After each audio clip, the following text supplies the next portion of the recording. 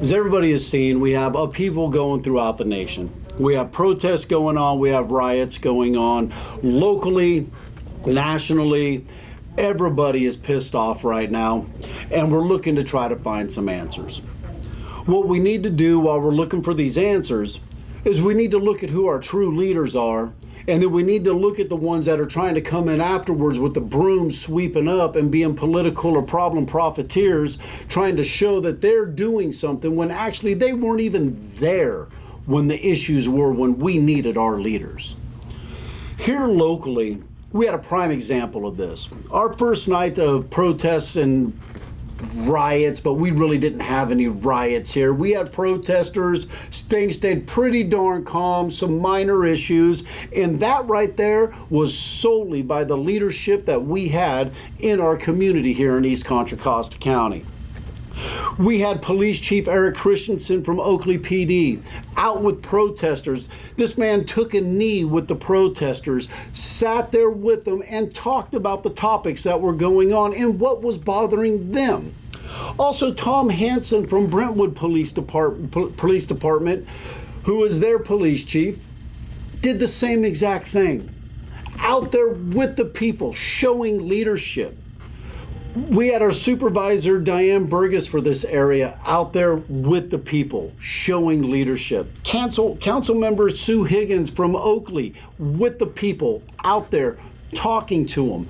Eric Volta, who's the school superintendent for Liberty Union School District, out there with the people, talking to them. Our police chief in Antioch, Tammany Brooks, same thing. Out with the people, talking to them. These right here are your leaders. These are the ones that in the moment, without directive, without having anybody behind them telling them what to do, stood up on their own accord, went out and led by example. They didn't sit back, wait 3 or 4 days, then send out some nice little polished letter to a local editor to put out so they could talk about what they're going to do as a leader for our community. Right now, we've locally had 3 people do that in the last day or day and a half or so. We had Sean Wright, who's the mayor of the city of Antioch, Lamar Thorpe, who's a council member from the city of Antioch, and the person that pretends to be a DA, Diane Becton, write a letter and put it out there. These people are trying to take this situation right now and use it to get political gain. They weren't out there when all this went down the first night, and they haven't been out there on the other nights. They sat at home comfortable. Now, as for Sean Wright, who's mayor coming up for re-election, puts out a letter talking about how he's been talking to the leaders of the black community behind the scenes. That's not leadership. Leadership is in front of the scenes. Leadership is seen. Leadership doesn't take a back seat. If you're going to take a back seat, get out of the way and let someone else be our leader.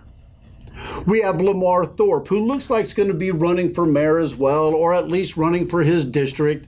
Same thing, puts out a letter talking about how it was for him growing up and how he wants to have these town meetings and putting things out there. And you could tell these letters were put out by them and polished by their handlers. Just to prove the point about someone using it for political profiteering, Lamar Thorpe would go out to a protest yesterday, 2 days after the fact that it started, where he was in a complete safe environment, and the same thing today. He went out to another one and goes out there and doesn't say a word, just waves and smiles, just so he could show up and have his photo taken. That is a problem. That is not leadership. That is the exact opposite, just like the person he's going to be running against for mayor if that's what he decides to run for. Right now, as we're heading into City of Antioch election season, which is a little bit early to be talking about it, it looks like we're heading into a mayoral race with a lack of options. Now we have Diane Becton, who sends out a letter as well, who's our DA, supposed to be prosecuting crime, but it seems like all she wants to do is pat criminals on the back.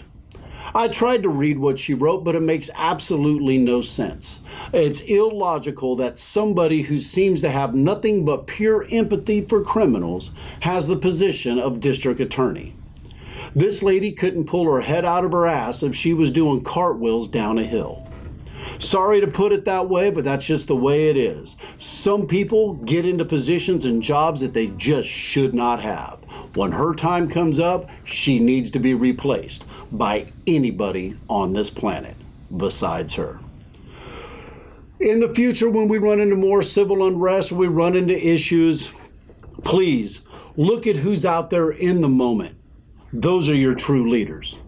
The ones that come in afterwards with the broom trying to sweep up and say nice things so you could pat them on the back, those are the ones trying to profiteer off the situation that everybody else just went through. And we have no time for those people and no more tolerance left for them. My name is Kenny Turnage. This is Let's Talk About It. If you liked what we talk about, please hit subscribe and like. If you have anything to say, put it in the comment section. Hopefully you like this topic right here. If not, maybe I'll catch you on the next one. Have a good day.